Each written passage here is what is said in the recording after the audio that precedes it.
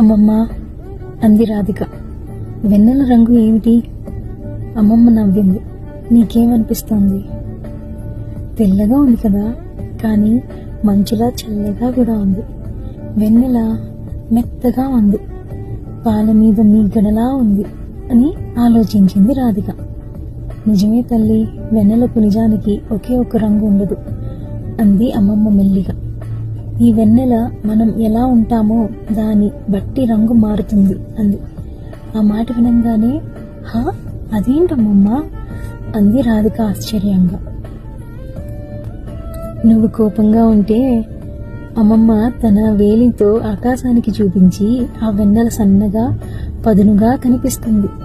అదే నువ్వు భయపడితే అది చీకట్లో దాక్కుంటుంది. అమ్మమ్మ రాధికను బుగ్గ నిమిరి, కానీ నువ్వు సంతోషంగా ఉండి ప్రేమగా చూస్తే ఈ వెన్నెల ప్రపంచంలో ఉన్న అన్నిటికంటే అందమైన తెలుపు రంగులోకి మారిపోతుంది. నీ మనసులో ఉన్న శాంతి అది ప్రతిబింబిస్తుంది. రాధిక ఆ రాత్రి ఆ చంద్రుణ్ణి, ఆ వెన్నెలని మనస్ఫూర్తిగా నవ్వి చూసింది.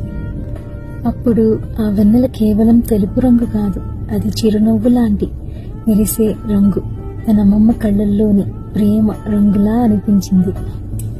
ఎంత మధురంగా ఉందో అమ్మమ్మ మనవరాలి యొక్క మాటలు. I love it, cute.